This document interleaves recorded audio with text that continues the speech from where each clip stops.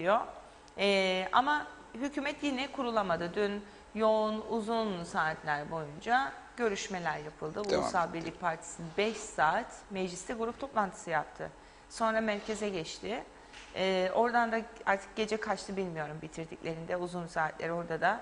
Arıklı gitti geldi falan.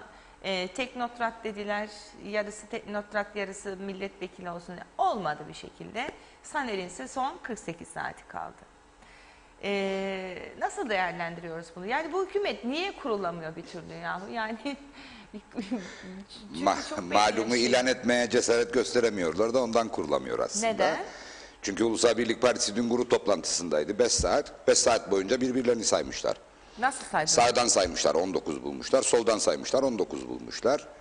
Halbuki hükümet kurmak için 26'ya ihtiyaç var. Azınlık da kuraydılar. Yani azınlık kurduğunuzda kurmuş olmuyorsunuz işte. Mesele o zaten. Yoksa eminim onu da denerlerdi. Yani sonuç vermeyecek olsa bile onu da denerlerdi. Sağdan saydınız 19, soldan saydınız 19. 5 saat boyunca belki çoğalırız diye beklediler. Ama çoğalmadılar. Şimdi bu son 13 gündür aynı şekilde devam eden bir süreç. Ve ne oluyor? Olan hepimiz oluyor aslında. Bu ülke biraz daha geriliyor. İşte az önce söz ettiğiniz hükümetin doğalında yapması gereken pek çok şey yapılamadığı için çok farklı kesimler çok ciddi sorunlar yaşıyor. Özellikle bu ehliyet sınavlarının yapılamıyor oluşu, ehliyetlerin yenilenememesi çok dramatik bir şeydir. Çünkü bir kere bir sektörü çökertiyor. Tabii. Devlet gelirlerden mahrum kalıyor ki aylık 4 milyon civarı bir gelir öngörüsü vardır bu işlemlerden dolayı. Ben işin bir de psikolojik tarafıyla ilgileniyorum. Bir kere ehliyetsiz araç kullanmak yasalara aykırıdır. Dolayısıyla orada bir açmaz yaratıyor ama 18 yaşını özellikle 15 yaşından itibaren yaşadığımız gerçek bu. Çocuklar ehliyetini alacaklar diye rüya görerek geçirirler. Benim de 17 yaşında bir oğlum var. Aynı rüyaları o da görüyor. Şimdi 18 yaşına gelmiş, şoför okuluna gitmiş, kurslarını tamamlamış ve sınava girip ehliyet almayı bekleyen çocuklar ansızın karşılarında hükümet olmadığı için sınavların iptal edildiğini buluyorlar. Böyle bir halde daha hayata yeni reşit olmuşken, hayata henüz atılmamış veya atılma aşamasındayken bir genç karşısında hükümetsizlik gibi, siyasi kriz gibi bir gerekçeyi o çok hayal ettiği şeyin gerçekleşmesine engel olarak görüyor. İşte o gencin o günden itibaren ülkesine, devletine, ülkesindeki siyasete, siyasetçiye karşı kızgınlığı, öfkesi sürekli kabarır. Tabii. Kabarır ve günün sonunda ne olur? İşte siyaset itibarsızlaşır. Siyaset kurumunun yöneteceği devlete inanç azalır. Devlet birilerinin oyuncağı haline gelir. Üzerinden andrez oynanır. Yani basılır, geçilir, paspas edilir. Ve ne olur? Günün sonunda siyaset kötüdür. Tüm siyasiler kötüdür. Tüm siyasiler fırsatçıdır, çıkarcıdır, makam düşkünüdür gibi bir genelleme yapılır. Ama ondan sonra da biz demokratik bir ülkeyiz deriz. Peki siyasetin yönetmesinden şikayet ettiğimiz bu ülkede demokrasi nereye kadar canlı kalabilir? Bir nokta gelir, o demokrasi de artık kan kaybederek ölüme yüz tutar.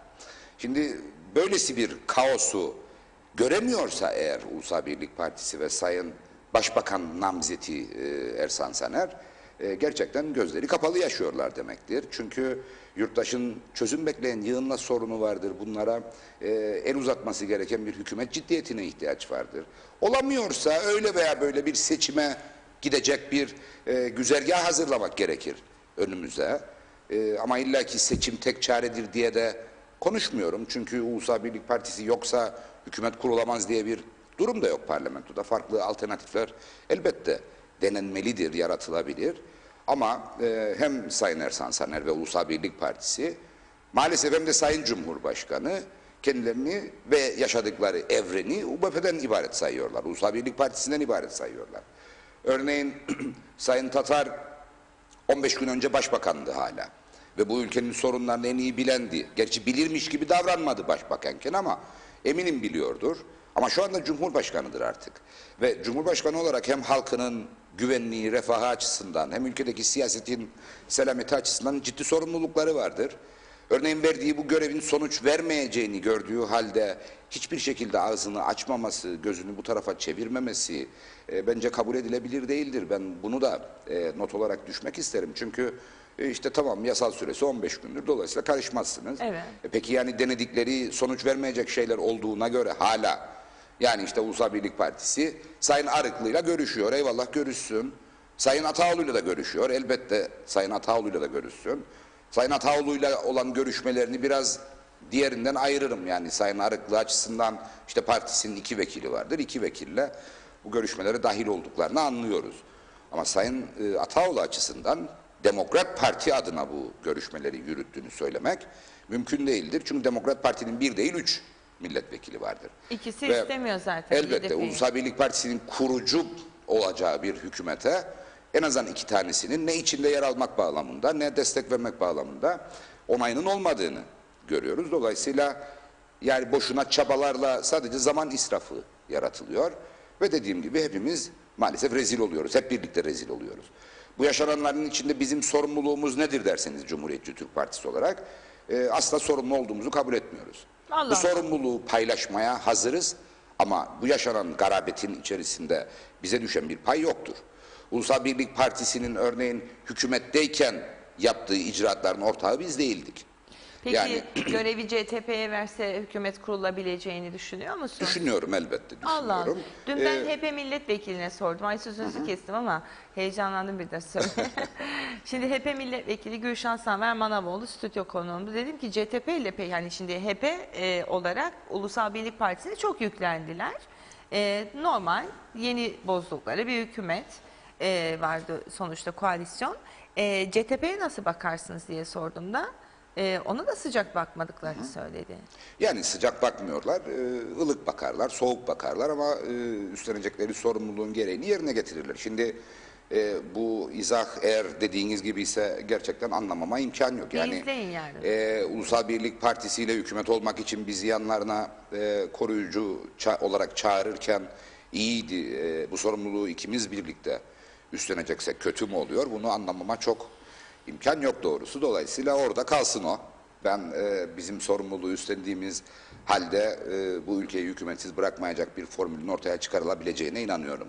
Ha bu icraat için mi olur, takvimi belirlenmiş bir zaman için mi olur ki ucunda da seçim olacak? O elbette yapılacak, görüşmelerde ortaya çıkacak. Bu konuda bir ön koşulum yoktur kişisel anlamda. Partide bu konu elbette yetkili kurulların iradesine tabidir. Ben sadece görüşlerimi ifade etme sorumluluğuna sahibim.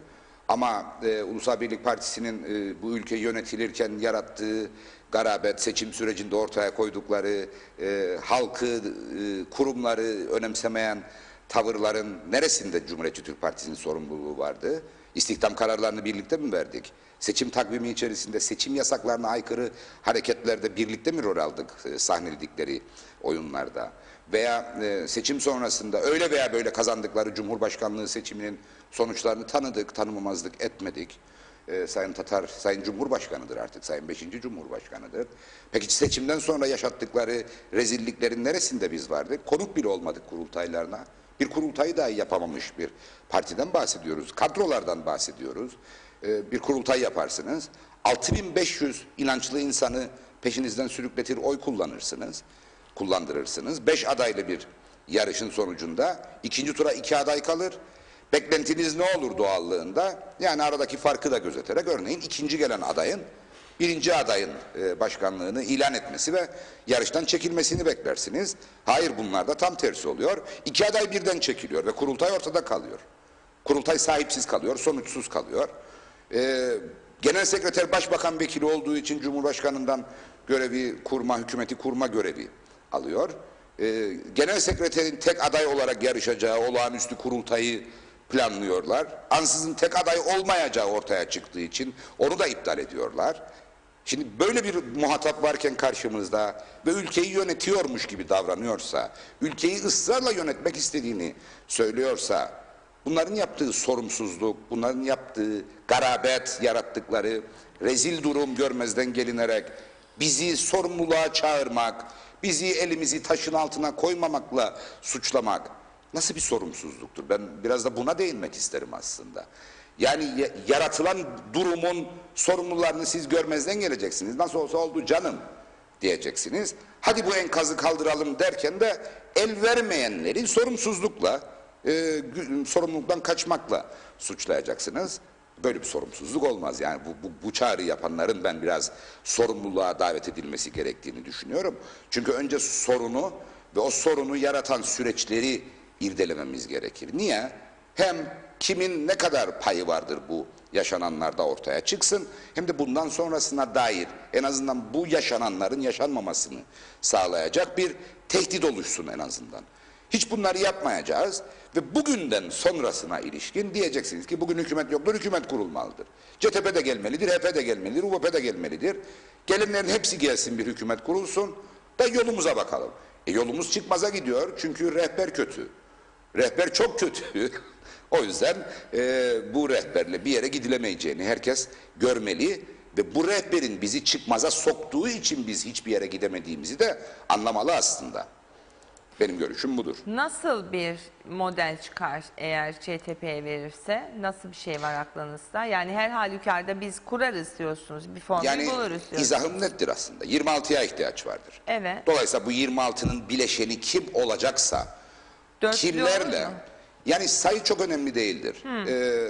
Ben daha önce başka bir programda sayı ifade ettim. İstismar edildi. O yüzden sayı üzerinde çok duracak değilim. Ama CTP'nin kurucu olacağı, örneğin bir hükümet söz konusu olacaksa, yani başbakanın CTP'li olacağı bir hükümet söz konusu olacaksa, bu hükümette görüş birlikleridir aslında programı, hükümetin vadesini ve eğer bir seçim olacaksa seçim öngörülmeyecekse hangi esaslar çerçevesinde icraat niyetlerinin ortaya çıkarılacağını, o yapılacak olan görüşmeler ortaya çıkaracaktır. O görüşler doğrultusunda elbette ana hatlarını bizim belirleyeceğimiz görüşler çerçevesinde bir uzlaşı söz konusu olursa bu hükümet kurulur. Kurulmazsa da kurulmaz, yani o zaman CTP'de... Hedef bir icraat hükümeti mi olur yoksa? Yani onu, bu yapılacak olan değerlendirmeler belirleyecek. Bir ön koşulum, kişisel olarak değerlendiriyorum. Tabii. Bir ön koşulum veya bir ön yargım yoktur. Aman seçim olmasın, illaki bir icraat hükümeti kuralım. Veya ne icraatı canım, işte X tarihte, uzun olmamak kaydıyla bir seçime gidelim gibi bir ön kabulle veya ön koşulla hükümet kurma gereği olmadığını düşünüyorum. Çünkü şu anda gerçekten bir hükümet otoritesine ihtiyaç vardır. Yani ortada duran pek çok sıkıntılı iş vardır. Ekonomi başta olmak üzere ve sağlıkla ilgili alınmış olması gereken yığınla tedbir vardır. Bakınız, pandemi hastanesi hediye edildi ve açıldı ama çalıştırılamıyor. Yani biz Burhan Nalbantoğlu Hastanesi'ndeki laboratuvardan eleman devşirmişiz. Mausa Hastanesi'nden eleman getirmişiz. İşte pandemi hastanesinde en azından laboratuvarı çalıştırır pozisyondayız. Pandemi hastanesinde ne vardı? 100 yatak vardı. Bu 100 yatağın yanılmıyorsam 20'si yoğun bakım yatağıydı. 12'si acil müşahede yatağıydı. Gerisi de hasta yataklarıydı. Biz bu yatakları doldurmadığımız, inşallah hiç dolmasın, ama pandemi koşullarındayız ve her an her şey olabilir. İhtiyaç olduğu halde doldurmadığımız durumda gerçekten o hastaneye sahip sayabilir miyiz kendimizi? Sayamayız. Dolayısıyla bizim hızla sağlık servislerimizi güçlendirmemiz gerekir. Gerek insan kaynağı bağlamında, gerek işte test kitidir, tedavi araçlarıdır, tedaviye destek, solunum destek cihazları örneğin, bunlarla tahkim etmemiz, güçlendirmemiz lazım. Kim yapacak bunu? Bir hükümete ihtiyaç var elbette. Ama ifade edildiği üzere, yani kulis bilgileridir, ben net olarak ifade edeyim, hiçbir Ulusal Birlik Partili milletvekiliyle veya yetkilisiyle doğrudan temas içinde değilim. Dolayısıyla ne olup bittiğini basın mensuplarının aktardıklarından öğreniyorum. Yani kişisel dostluğum çok ileri düzeyde olanlar vardır aralarında ama benim görevim değil, benim meselem de değil onların içeride yaşadıkları durumlar. Dolayısıyla hiçbirini arayıp da ya neydi o durum, ne yapıyorsunuz, nedir niyetiniz diye de sorma ihtiyacı hissetmiyorum. Ama eğer kulislerden yansıyan bilgiler doğruysa ihtiyatlı olarak değerlendiriyorum. Yani örneğin hükümet bile kuracak kudrete erişemedikleri halde kimin ne bakanı olacağına ilişkin aralarında bir kavga devam ediyorsa, bizim işaret ettiğimiz gerçeklerin hiçbir şekilde farkında olmadıklarını anlarım. O da benim için ciddi bir tedirginlik sebebidir. Çünkü düşününüz, ülkenin en büyük partisisiniz, hükümeti kurmaya adaysınız. Belki kurarsınız, belki kurmazsınız. Ama ülkedeki yığınla sorundan haberdar değilsiniz aslında. Sizin için öncelikli olanlar başka konulardır. Ve o başka konularda halkın bütününü değil, sizin dar çevrenizi veyahut da sadece şahsınızı ilgilendiren konulardır.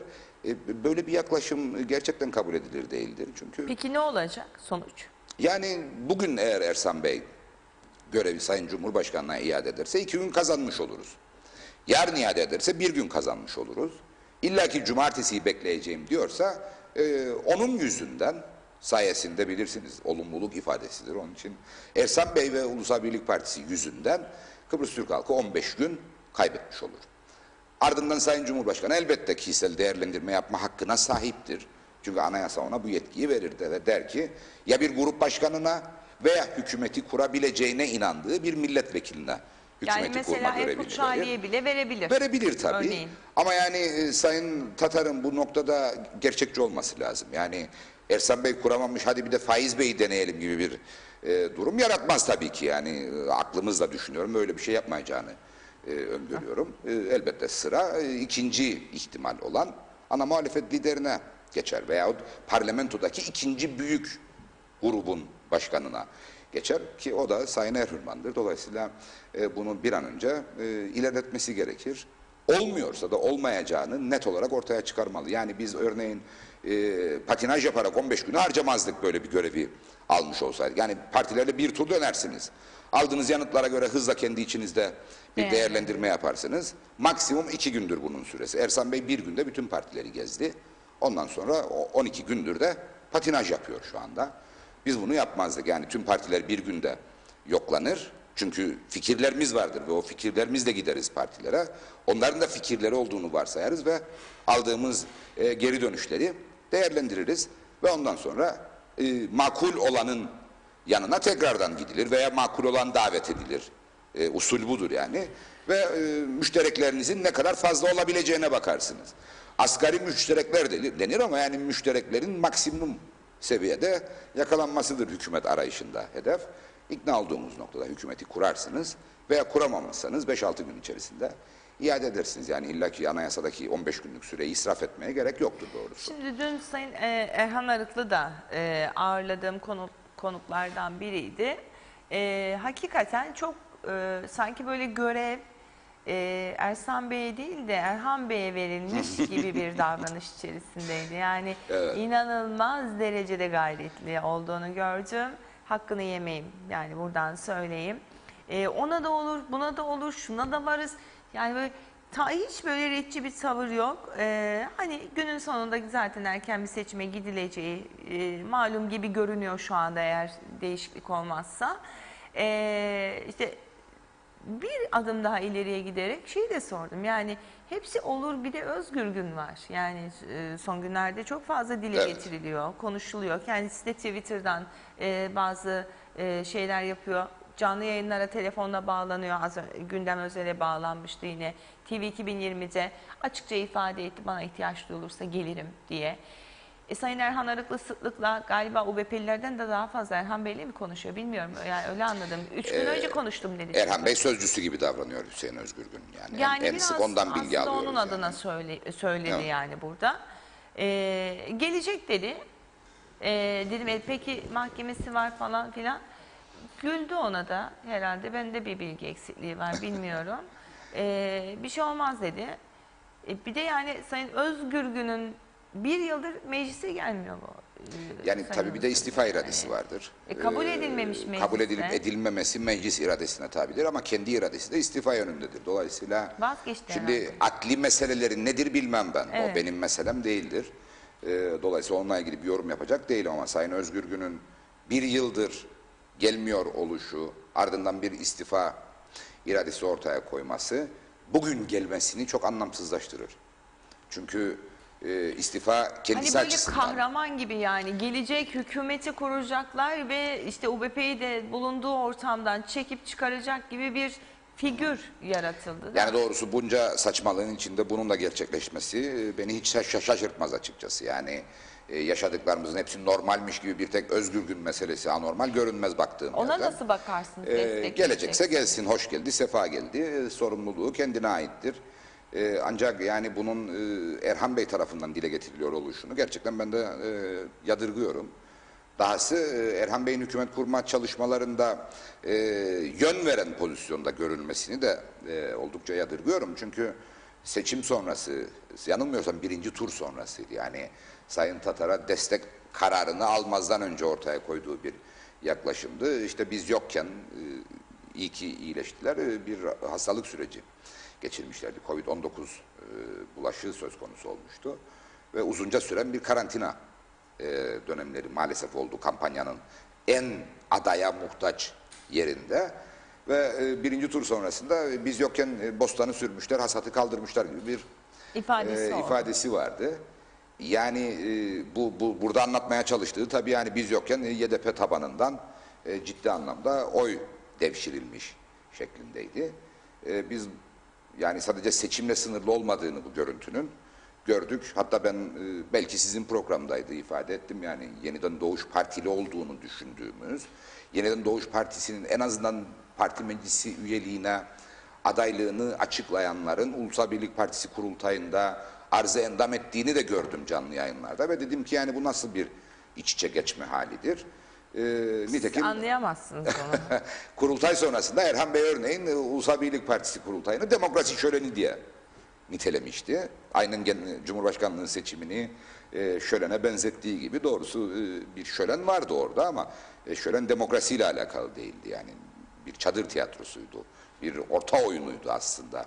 Ulusal Birlik Partisi kurultayında yaşananlar sonuçlarını görüyoruz. Hala bitememiş, müdahaleyle yarıda kalmış bir tırnak içinde demokrasi şöleni. Şimdi hükümet kurma araçları içerisinde Sayın Arıklı'nın duhlünü gördük sonra, dahil oluşlarını gördük sonra. Dün bile yani çıkmaza saplandığı ifade edilen görüşmelerin orta yerinde bir çay içelim de bakalım diye Ulusal Birlik Partisi Genel Merkezi'ne girmiş olduğunu gördüğümde yani girip de orada kalsın diyesim var açıkçası. Yani şimdi bir genel başkan olarak davetlisiniz, protokoler anlamda görüşürsünüz. Yakalanmamak kaydıyla belki özel görüşmelerde yaparsınız ama elinizi kolunuzu sallayarak geldim bakayım bunlar bir ne yapıyor demezsiniz diye düşünüyorum. Yani hükümeti kurmaya bir şey çalışan. Yok adamın, adam yani saklamayla alakalı değildir. Sadece biçim olarak çok şık durmadığını düşünüyorum bunların. Yani birlikte hareket ediyorlarsa bunu izah etsinler. Biz de ona göre değerlendirelim. Ama yani hem iterim hem çekerim gibi bir tavır çok alışık olduğumuz bir tavır değil en azından. Yani bilmiyorum yani Erhan Bey'in tek başına varlığı yani Yeniden Doğuş Partisi anlamında söylüyorum. Ulusal Birlik Partisi'nin patinajına son vermiyor. Demokrat Parti'nin bir kişiyle değil 3 kişiyle o sürece dahil olması da o patinajı önlemiyor. Dolayısıyla yani top Ulusal Birlik Partisi'ndedir her halükarda. Belki Demokrat Parti ile Yeniden Doğuş Partisi de eğleniyordur olan bitende. O yüzden bu kadar yakın davranıyorlar, bu kadar yakın takip yapıyorlar. Bir de şey dedi yani işte bu dönemde ateşten gömlek giymektir, hükümette olmak değil. Yani gömleği kim ateşe verdi diye soran yok. O gömlek ateştendir ve illaki giymek lazım. Peki biz giyeriz ama gömleği ateşe verenlerle o gömleği giymeyiz. Öyle diyelim mesele o zaman. Burada. Yani mesele budur. Gömleği kim yaktı kardeşim? Bunu konuşmayacaksak ve illaki o gömleği giymekse mesele, o zaman giyelim ama ateşe verenler en azından uzak dursun. Çünkü belki söndürürüz, belki gömleğin hala giyilebilecek, vücudumuzun belli yerlerini örtecek kadar yanmamış kısmı vardır. Yani yakanlarla mı girelim birlikte o gömleğin içerisine ve topyekun mü yanalım demek maalesef kaçınılmaz oluyor. Dolayısıyla eğer gömleği giydirmek isteyenler varsa önce gömleği kimin ateşe verdiğini saptamak zorundadır. O gömleği kim yaktı? O bilinmeli ve bir daha yakmasın diye de ona göre tedbirli davranmalı. Sadece biz o gömleği Ulusal giyeriz. Birlik Partisi'ni mi sorumlu tutuyorsunuz bu gömleği? Öncelikle Ulusal Birlik Partisi'ni sorumlu Halkın tutuyorum. Partisi... Halkın Partisi'nin de sorumluluğu vardır. Çünkü Halkın Partisi'nin salt icraatlarından ötürü değerlendirebilecek kadar naif değiliz. Yani Halkın Partisi'nin bir kere ortaya çıkarken ifade ettiklerini mutlak suretle ortaya koymak lazım. Çünkü biz 1970'te kurulmuş, 50 yaşına gelmiş bir partiyiz. Halkın Partisi daha dün kuruldu. Halkın Partisi ile bir ortaklığımız vardır.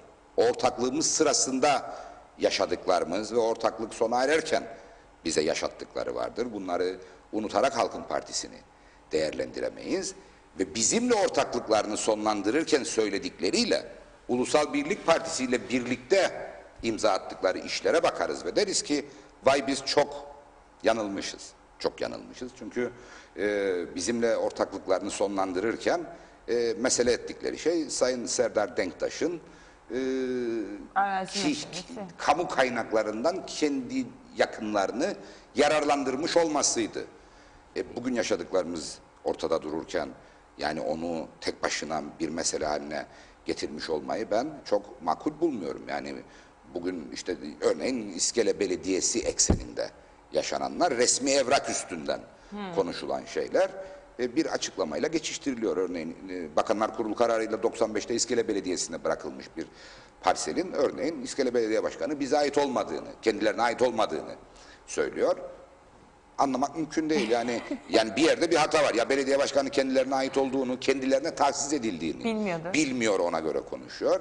Veya Bakanlar Kurulu kararları arasında bir de atladıkları vardır. Yani 95'te verilmiş, belki daha sonra iptal edilmiş. İmar planı orada, emirname koşulları orada. O emirname koşullarının bu hükümetin ciddi anlamda çatlamasına sebep olan unsurlardan biri olduğu ortada. Ve işte Ulusal Birlik Partisi bu emirname hükümlerinin ortadan kalkmasına dönük bir yaklaşım içerisindeyken sorumlu bakan sıfatıyla Sayın Baybars örneğin emirname koşullarının ve imar planının geçmesini ısrarla isteyen bir duruşu vardı. Peki bu arazi transferiyle, bu arazi tahsisiyle alakalı meselelerde Şehir Plancılar Odası çok net olarak emirname ve imar planı hükümlerine aykırılık işareti veriyor. Şimdi hangisi doğru söylüyor, hangisi doğru, ne zamanki doğru, yani 6 ay önceki duruş mudur doğru İçişleri Bakanlığı açısından, bugünkü müdür doğru, bunu bilmiyorum. Bizim takip ettiğimiz pek çok konu vardır ki bizim hükümette bulunduğumuz dönemde birazcık kuşku duyulduğu için ileri götürmeye hiç niyet etmediğimiz konular bugün çok başka şekillerde sonuçlar üretti. Bunları elbette açıklayacağım ama spesifik olarak bugün konuşmak istemiyorum. Yani bugünün hükümet kurma arayışları içerisinde yeni argümanlara ihtiyacımız yoktur. Ayrılıkları veyahut ittifakları etkileyecek şekilde. Dolayısıyla konuşmayacağım bugün ama bildiğim çok şey vardır. O nedenle Halkın Partisi ile ilgili yargılarımız elbette önemlidir ve çok da olumlu değildir. Ama süreç dayatırsa biz kimin daha ağır maliyet yarattığı hesabını yapmak durumunda kalırız ve o noktada Ulusal Birlik Partisi'nin yükü çok ağırdır. Bunu net olarak ifade etmek gerekiyor. HDP'nin maliyeti daha düşük diyorsun. Yani belki çapla alakalıdır. Yani çapı küçük olduğu için maliyeti de daha hafif kalabilir. Hayır, yani Ulusal Birlik Partisi bir fenomen. Ulusal Birlik Partisi'ni yönetenler gerçekten güzel dostluk kurulan ama siyaseten hiç güven vermeyen kadrolardır. Bunu net olarak ifade etmem lazım. Çünkü çok hayal kırıklığı yaşattılar gerçekten. Halkın Partisi'ne güvenir misiniz? Yani Halkın Partisi ile ilgili değerlendirmemi az önce ifade ettim. Yani güvenmiyorsunuz gibi geldi. Güvenmiyorum, elbette güvenmiyorum. Çünkü yani idealize ettikleri siyasetle pratik sonuçlar birbirini tutmuyor. Çok açık. Peki ne olacak bu bütçe? Yani bütçe yok. Bütçesizlik hali devam edecek. Nereye götürür bu bizi? Yani şunu söylemem lazım. Eğer maliye bürokrasisi. Ben niye bunu size soruyorum biliyor musunuz? Çünkü sizin Manisa Belediyesi'nde güzel bir şeyiniz var, geçmişiniz var. Ölçek olarak devletin yani mikro düzeyde evet, şey yapılamaz elbette. belki ama o yüzden özellikle bu soruyu size soruyorum. Yani hani bunu Maliye Bakanı'na veya maliye ile ilgili olan başkalarına da sorabilirdim ama siz de bu konuda tecrübelisiniz. Şunu söyleyeyim, yani maliye bürokrasisi bunca siyasi altüstlüğü eğer görmezden gelerek işini yapabiliyorsa en azından bütçenin idaresi, 2020 yılı bütçesinin idaresi, hesapların eksiksiz tutulması ve yıl sonunda 2020 yılı bütçesine ilişkin hesaplamaları hızlıca bitirebilmeleri kaydıyla bütçenin birazcık gecikmiş olması ciddi bir sorun yaratmayacak. Yani meclisteki mesaiyi de düzenleyerek eğer böylesi zaman kaybına yol açan niyetler ve girişimler son bulursa elbette. Yani bu süreç 15 gün önce de tamamlanabilirdi. Maalesef tamamlanmadı. Bu süreyi kaybettirmeyi göze aldı Sayın Saner ve partisi. Eğer bürokrasi, maliye bürokrasisi görevini layıkıyla yerine getirirse, bütçe geçse bile, normal tarihinde geçse bile kullanılabilir hale gelmesi en iyimser şeklinden 45-50 gün sonradır. Yani Şubat'ın 20'si civarındadır. Dolayısıyla eğer bugün yarın bir hükümet kurmaya ilişkin yeni bir durum ortaya çıkar ve hemen ardından bütçe mecliste görüşülür ve örneğin yılbaşına değilse bile 10-15 Ocak civarına bütçe geçerse, ülkenin bütçesizlik halinin maliyeti, yani olumsuz etkisi olabildiğince hafifletilebilir. Dolayısıyla hala telafisi mümkün bir noktadadır. Ama anayasa olarak çok ciddi bir suç işlenmiştir. Çünkü anayasa hükmü gereği 31 Ekim itibariyle bütçenin meclise sunulmuş olması gerekiyordu. Maalesef Cumhurbaşkanı seçilmiş olmanın verdiği keyifle Sayın Tatar anayasayı bile görmezden geldi ve bir vekil başbakan ataması yapmayarak ülkenin hükümetsiz kalmasına yol açtı ve o anayasa hükmü de ihlal edilmiş oldu. Şunu söylemem lazım. Böyle bir ihlalin sonucu ne? Yani şu anki halimizdir. İşte örneğin bütçe meclise gitmez. Bir yaptırımı var mı? Yoktur. Yok. Maalesef yoktur. Yani işte yasa koyucu tabii bunca anormalliği öngörmek zorunda değil. Yani şimdi yasa koyucunun görevi her türlü koşulu hesap ederek yasal hükümleri oluşturmaktır ama yani örneğin Cumhurbaşkanı seçilmiş bir başbakanın başbakanlıktan giderken yerine vekil bırakmayacağını öngörecek kadar deyim yerindeyse medyum bir yasa koyucu öngörmek ve böyle bir hükümde öngörülmediği için yasa koyucuyu suçlamak imkansızdır. Yani kusura bakmayın, kimse böylesine absürt bir tavrı öngörmek zorunda değildir yasayı yaparken. Tam da odur olan. Yani öngörülmüş olsaydı ne olurdu örneğin, onu da çok bilmiyorum. Yani günün birinde bir cumhurbaşkanı seçilir ve o cumhurbaşkanı da önceki görevi başbakansa ve vekalet vermezse o cumhurbaşkanı 3 aydan 6 aya kadar hapis cezasıyla yargılanır falan. Böyle bir şey öngöremezsiniz yani. Dolayısıyla ne yaptırımı olurdu ki? Yani burada siyasi etik devreye girer. Siyasi ahlak ve teamüllere uygun davranabilme olgunluğu devreye girer. İşte anayasa hükmünde yaptırım belirtilmemiştir gibi bir şey söyledik. Şimdi İngiltere'de yazılı anayasa bile yok. İngiltere'de anayasa teamüllerdir. Ama ne der? O devletin kurumsallaşmış hali, yüzyıllar içerisinde oluşan hali içerisinde belli başlı konularda nasıl davranılacağı sabittir ve değişmez. Değişirse ne olur? Orada da bir şey olmaz. Yani bir yaptırım yok. Ama devlet dediğiniz şey kurumsallaştığı ölçüde var olabilme ihtimalini artırır. İşte o yüzden biz zaten hep bir ayağı çukurda veyahut sürekli kaygan zeminde hareket eden bir devlet olduk. Çünkü bırakınız teamülleri, yasalara bile uyma konusunda herkes kaçak yolları aramakla meşgul, dolayısıyla olmaz. Şimdi bütçeyle ilgili şunu söylemem lazım. Yalnız bu kadar yoğun bir ekonomik istikrarsızlık içerisinde olmasaydık, örneğin enflasyon öngörümüz tek haneli rakamlar çerçevesinde olmuş olsaydı, yeni yıla bütçesiz girmiş olmanın maliyeti çok olmayabilirdi. Ama biz eski yıldan yeni yıla nasıl giriyoruz? Türkiye'nin 2,5 milyar katkıda bulunacağını varsayarak 2021 yılı bütçesine 900 milyon TL'lik açıkla giriyoruz. Yani dövizde meydana gelen değer artışı, dolayısıyla Türk parasının değer kaybetmiş olması, enflasyonda meydana gelen ciddi artışla birlikte biz neredeyse %40'ı olmayan, yani gelir öngörüsü içerisinde %40 olmayan bir bütçeyle yeni yıla giriyoruz. Para yok yani. Para yoksa ne olacak? Yani Türkiye'nin vereceğini varsayıyoruz. Verir, vermez. Vermediği oldu mu oldu. Gördük, yani hep CTP'ye yönelik bir eleştiri olarak öngörülürdü. İşte Türkiye'nin CTP gelirse para vermez gibi. UVP geldi, UVP'ye de para vermedi. Yani verdiği gibi göründü de vermedi. Zaten bize de vermediğini söylememişti. Bize de verdiği gibi göründü ama vermedi. Dolayısıyla Türkiye'den gelecek kaynak gelirse eyvallah ama gelmezse bu bütçenin %40'ı yoktur şu anda. İşte böyle bir halde bütçesizlik gerçekten dayanılır gibi değildir ve o yüzden zaten bu yurttaşın çözülecek yığınla sorunu varken bu siyaseti çıkmaza sürükleyip üzerinde tepiniyor olma halini anlamamız ve bunu benimsememiz mümkün değildir. ve hak ettiği ölçüde eleştirdiğimizi de düşünmüyorum. Yani bu eleştirinin en ağırını hak eder ama toplumu germemek gibi de bir sorumlulukla, en azından sorumlulukla hareket edilmesi gerektiğine ilişkin çağrı yapanlar bunu fark edip en azından altını çizmeli ve not etmeli diye düşünüyorum. Çünkü şu anda ortam öyle bir ortam ki sokaklarda taş taş üstünde kalmaya da bilirdi. İşte biz bu noktada hala sorumlu davranıyoruz. Hala yurttaşın demokratik olarak tepkisini kontrollü olarak dile getirmesine aracılık ediyoruz. Bunun da altını çizmek isterim. Evet, mesajlarımız var.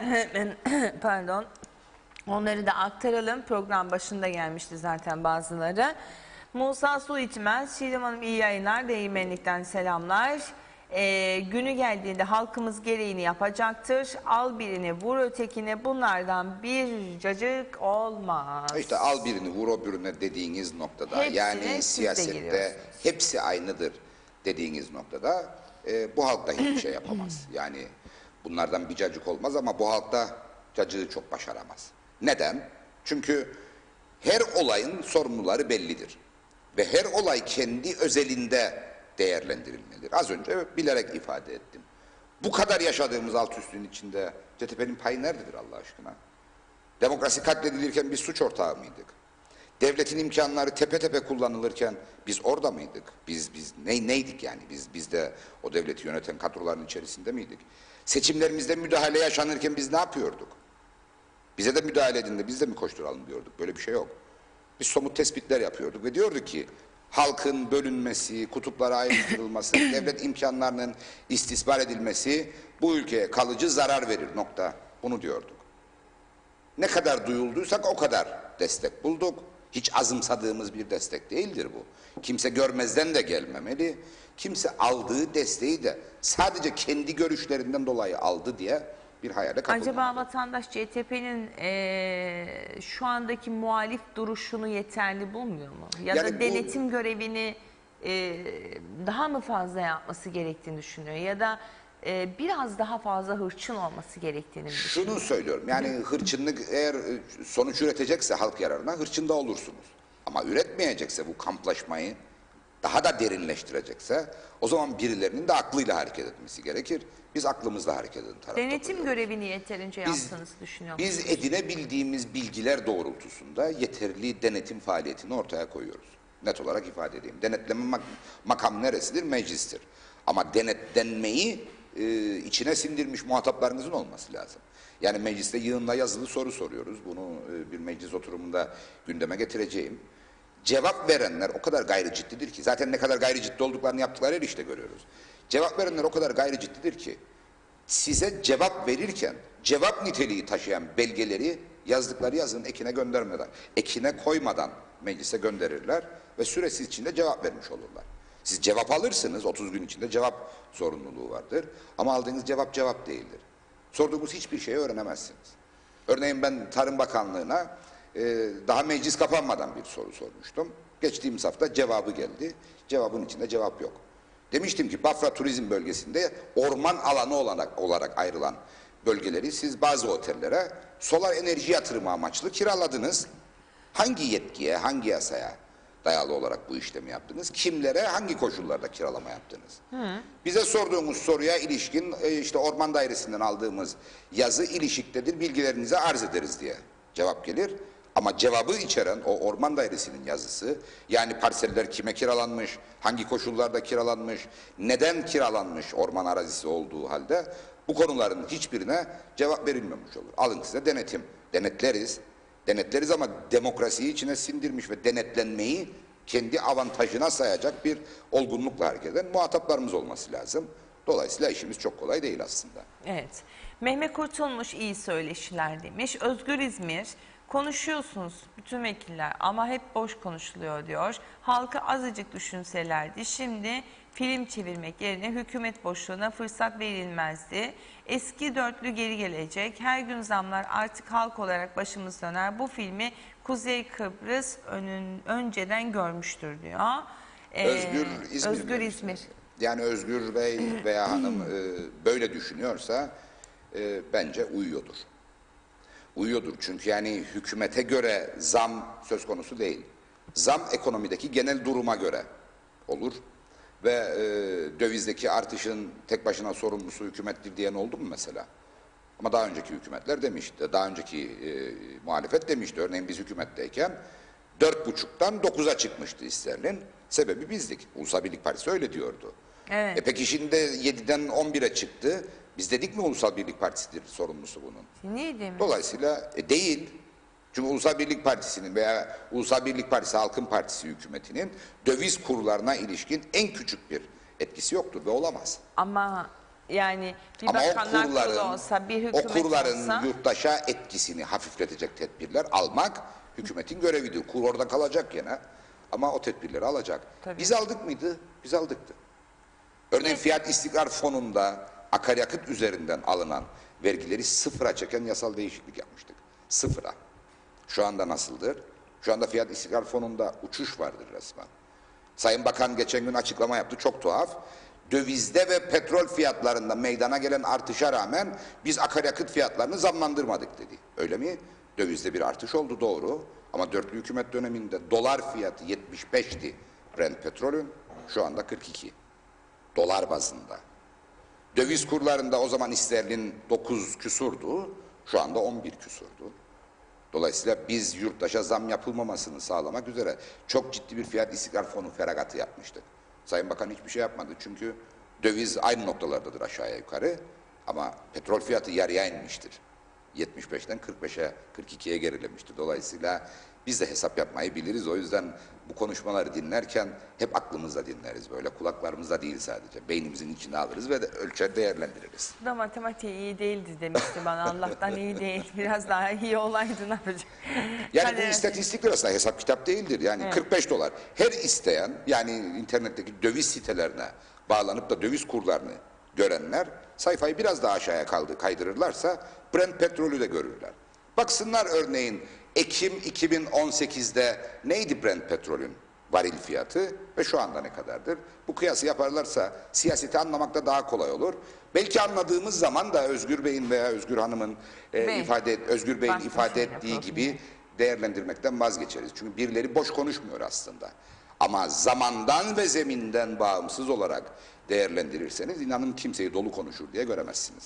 Kader Ateş, günaydın Çiğdem Hanım, Sayın Vekilin sözlerine katılmıyorum. Meclisteki 50 vekilin de sorumluluğundadır bu hükümetsizlik. Ama günün sonunda bu sıkıntıyı yaşayan biz vatandaşız, vekillerin tuzu kuru demiş. Hiç de öyle değildir. Yani gerçekten bunu anlamakta çok zorlanıyorum. 50 vekilin hepsi de sorumludur. Nasıl sorumludur? Yani bu sorumluluğu izah etmek lazım ve dediğim gibi herkesi hissesi oranında değerlendirmek lazım. Yani hükümeti bozanlar ortada. Hükümet kuramadığı halde zamanımızı harcayanlar ortada dururken niye herkes sorumludur? Bunu anlamak gerçekten mümkün değildir. Ve bir de vekilin tuzu kurudur ifadesinde vekil var, vekil var. Biri millet vekilidir, biri de millet vekilidir. Bilmem vurgudaki fark ekrana yansıdı mı ama birinin odağında vekillik hali vardır, birinin odağında da millet vardır. Biz o milleti yani halkı önemseyen kısımda yer alırız ve tuzumuz hiç de kuru değildir. Yurttaşın çektiği her bir acı acımızdır, yaşadığı her bir sorun bizim de sorunumuzdur. Evet. Devam edelim. Diğer mesajlarla da öyle noktalayalım. Hepsini birden aktaracağım. Ethem Durak, Çiğdem Hanım, konuşmacınıza sorar mısınız? Siyasetleri neye göre yaparlar? Bu ülkede kimin sözü geçer? Avrupa Birliği'nin mi, Birleşmiş Milletler'in mi, Amerika'nın mı yoksa Türkiye'nin sözü mü geçer? Bu ülkede sadece Kıbrıs Türk halkının sözü geçmelidir. Türkiye'nin ve Cumhurbaşkanı seçilen kişinin görüşü paralel mi yoksa aksine mi siyaset yapıyorlar? Tam mesajınızı anlayamadım. Yani bizim bu konuda ne dediğimiz bellidir. Nettir. Bizimle minimum noktalarda uzlaşabilenlerle birlikte hareket ederiz. Uzlaşamadığımız noktalarda kim isterse olsun uzlaşmadığımızı da açıkça ifade ederiz. Mehmet İnancı günaydın demiş. Hasan Küçük merhaba, iyi yayınlar. Mevcut siyasi sistemle erken seçime girilmesi ve karma oy sistemi hakkında ne düşünür? Yani bunu da çok duyuyoruz. Bir kere şunu ifade etmek lazım. Mevcut sistem dediğimiz, yani ülke genelinde herkesin her bölgeden milletvekiline oy vermesi yurttaşın talebi ve siyasetin de ikna olmasıyla ortaya çıkmış ve ilk kez 2018 yılındaki genel seçimlerde uygulanmış bir yöntemdi. Dolayısıyla bunun birinci seferden değiştirilmesini çok makul bulmuyorum. Şu anda sistemle alakalı yaşanan temel sıkıntı sayıma ilişkindir. Yüksek Mahkeme Başkanı da bu konudaki görüşünü mecliste net olarak ifade etmişti. Dolayısıyla sayımın güvenli olmasını sağlayacak şekilde bu sistem yerli yerinde kalabilir. Karma oy çok başkadır. Geldiğimiz halde karma oyun kalkması veya devamı çok bir fark yaratmayacaktır diye düşünüyorum. Çünkü karma oyların kimlerin milletvekili seçileceğine de, kimlerin daha çok milletvekili çıkaracağına da etkisi çok son derece sınırlıdır, yüzdelik olarak azdır. evet. Dolayısıyla küçük bir ülke olmanın da gereği olarak yurttaşın bireylere özel olarak oy vermesine imkan sağlayan bir sistemdir. Kişisel tercihim böylesi olmamalı. Kişisel tercihim yurttaşın veya seçmenin tercihlerinin siyasi partilere göre şekillenmesi gerektiğidir. Siyasi görüşlerin oylanması gerektiğidir. O yüzden karma oyu kişisel olarak destekleyenlerden, benimseyenlerden biri değilim ama yurttaşın bu doğrultudaki talebini de görmezden gelmiyorum. O yüzden soru buysa eğer böyle bir cevap vermek isterim. Ama yok parlamenter sistemden başkanlık sistemine geçişse sorulan o hayal edilen olumlu sonuçları doğurmaz, her zaman doğurmayabilir. Çünkü Türkiye Cumhuriyeti'nde 2002 yılından 2017 yılına kadar tek parti iktidarı vardı. AK Parti tek başına iktidardı. Meclis hükümet modelinde, başkan hükümet döneminde, yani başkanlık veya yarı başkanlık değil aslında, tam bir başkanlık sistemidir Türkiye'deki. Başkanlık sistemine geçişle birlikte Cumhur İttifakı oluştu. Yani AKP, MHP koalisyonu hüküm sürmeye başladı. Dolayısıyla Güney Kıbrıs'ta benzer bir durumdur. Yani AKEL'in başkan olduğu zamanlarda, örneğin Hristofias, AKEL'in müttefikleri vardı, ittifak kurdukları vardı parlamentoda. Şu anda Anastasiadis başkandır, DİSİ'nin ittifakları vardır parlamentoda. Dolayısıyla koalisyonlara son veren bir model illaki başkanlık sistemi değildir. Asıl olan partilerin seçim bildirgelerinde söyledikleri gibi davranmalarını sağlayacak yurttaş denetimidir. Eğer 2018 genel seçimlerinde dediği gibi davranmamışsa bir parti, bir sonraki seçimde bunu unutmadan hareket edebilecek cesareti ortaya koymaktır. Yoksa gerisi her halükarda kaosa gider. Özellikle de ben sabah da söyledim, boykotçulara da söyledim. Hani boykotçu diye nitelendirdiğimiz insanlara da seslendim. Madem herkes bu sistemden, bu partilerden veya bu siyasilerden şikayetçi olan kesimin birçoğunun sandığa gidip iradesini yansıtmadığını da görüyoruz bu ülkede. Biraz da kendimize bakmalıyız. Elbette yani iradeni kullan. Ben onu hep söyleye geldim. Çünkü yani bu partiler bir yerlerde kurulup da bizim önümüze atılmış partiler değil. Bu halkın içinden çıkmış partilerdir. Ve yurttaşa düşen görev mevcut partiler içerisinde bir değerlendirme ve o değerlendirmeye bağlı bir tercih yapmaktır. Eğer bu partilerin hiçbiri beklentilerinizi karşılamazsa 20 kişi bir araya gelirsiniz, bir başka parti kurarsınız. Topluma kendinizi ifade edersiniz ve seçimlerde destek talep edersiniz. Eğer bunu yapmıyorsanız ya mevcutlar içinde bir değerlendirme yaparsınız veya boykot hakkınızdır. Sandığa gitmezsiniz, siyasete sırtınızı dönersiniz. Ama o zaman da siyasetten bir beklentiniz olmadığını peşinen kabul etmiş olursunuz. Şikayet etme hakkınız da aslında elinizde teslim ettiğiniz bir durum yaratır diye düşünüyorum. Aynen. Çok teşekkür ediyorum. Görüşmek ben teşekkür üzere diyelim. Takip ediyoruz. Bakalım artık. Biz de sizden takip ediyoruz. Henüz top bizim önümüzde durmadığı için biz de sizden takip ediyoruz. Evet. Sayın Saner'i bekliyoruz biz de. Bakalım artık ne olacak, neye karar verecek. Kullanacak mı şansını cumartesi gününe kadar, yoksa bugün artık yeter artık diyecek mi? Daha fazla yıpranmak istemeyebilir Sayın Saner. Bu da mümkündür ve doğal ve doğrudur. Ya da artık son bir tur mu atar? Artık hepsini birlikte izleyip göreceğiz. TV 2020'den takip etmeye devam edin. Az sonra tekrar buradayım. Dediğim gibi insanlar ehliyet de alamıyor. Alınan ehliyetler de tartışmaya açık. Özellikle 3. ülkelerden veya başka ülkelerden ülkemize gelip kendi ülkelerinde kullandıkları ehliyeti, kendi ülkelerinin kuralları, kendi ülkelerinin yolu, kendi ülkelerinin sosyal yapısına göre almış oldukları ehliyeti bizde sadece 3 günde değiştirebiliyorlarmış. Sonra bu insanlar gidiyor, kaza yapıyor, ölüyor, öldürüyor ve dönüp diyoruz ki yol güvenli değildi. Hayır, sorun aslında belki de ehliyetlendirmededir. Konuşacağız, az sonra buradayız.